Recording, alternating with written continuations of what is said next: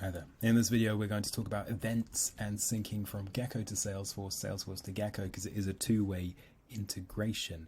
Now, there are two different types of events that we can, two different event modules within Salesforce that we support, and it's worth pointing this out early because it changes the behavior pretty fundamentally. We have the ability to write to Salesforce native campaigns. Let me try and zoom in a little bit, but we also sync to Target X organization events.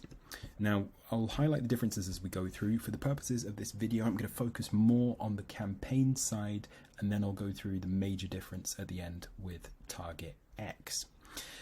To illustrate this, we have two campaigns pre-set up on our development instance here of Salesforce. We have a campus tour and we have a Salesforce event. I want to show you the very first way that we can sync information, and that's by going to settings and integrations, and we can tell Gecko, look at all of the different events. Let's search for Gecko named events. We've got our Gecko Salesforce event right here, and we can tell Gecko that we want to create a brand new event within Gecko that matches and merges with this particular event, which is really quite nice. Let me just refresh that so we're pulling through both. So let's imagine that we want to do that. We want to create a new event for here. For the campus tour though, I've actually already gone in and my team have been hard at work, and we've already set up our sessions and our workflowed email content, so we know all of the messaging is good to go. So we actually have, in addition to just telling Gecko create a new event in Gecko, we can also tell it, let's search for that again. We can also tell it that I want you to map to the Salesforce campus tour. So a slight difference there, but the reality is, yeah, you can either create a new event in Gecko to match your Salesforce event, or you can say, here's my Salesforce event, and here's my existing Gecko event with all of my workflows, all of the work done, because I can use the cloning functionality to speed things up, and we're good to go. So let's go ahead and map those events. And if we come back to the events page, that will effectively start a sync between these two events. We should see these updated very shortly. Now, what happens if we add a contact into the event? Let's test this right now to see what this looks like.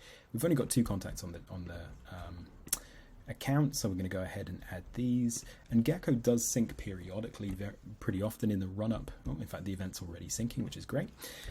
Gecko does periodically sync in the run-up to the event. It syncs even more during the event because we want to be cognizant of the fact that you're likely scanning people in and you're wanting that up-to-date information in the campaign itself. And once the event is finished, we'll sync fairly regularly for the first week after. We slow that down after about 2 weeks, and then we'll only do it maybe once or twice a week for the next couple of months in case there are any late stragglers who are added after the fact. So let's while that's syncing away in the background there, let's go ahead and look to see what the major difference is between campaigns and if you're a Target X user. The short answer is it's much better for you if you're a Target X user because it's a lot simpler. Rather than having to go on an event-by-event basis to Salesforce, which actually isn't that much work, finding the event and saying, hey, I'd like you to map this, for example, you can just come into the event of your choice. And so let's say we've already built this. We're really happy with it. In fact, let's find maybe one with slightly more workflows. We're really happy with the layout of this particular event. I want to create one of these in Target X.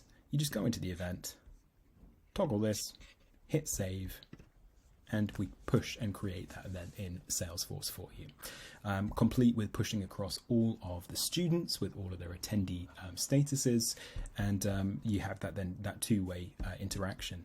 Now, jumping back to both, because this is applicable for both campaigns and for Target X, if a contact status is updated, let's say moving from registered to attended in Gecko, that pushes the status over to Salesforce. If that same journey takes place on Salesforce, when we sync with the event, we'll pull that status back into Gecko. So it is very much a two-way integration with both.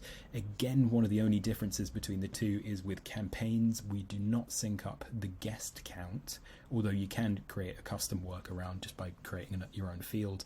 Target X does support native guests though, so we do write to that guest limit. Now, I'm going to pause this for a moment just whilst that event sync hopefully continues, and we should hopefully see these two attendees in the event in Salesforce.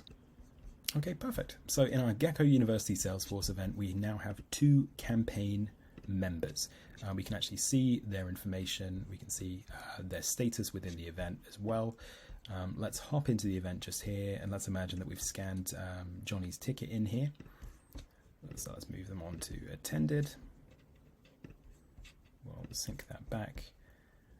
And in a matter of moments, we'll see that status is pushed from registered to attended.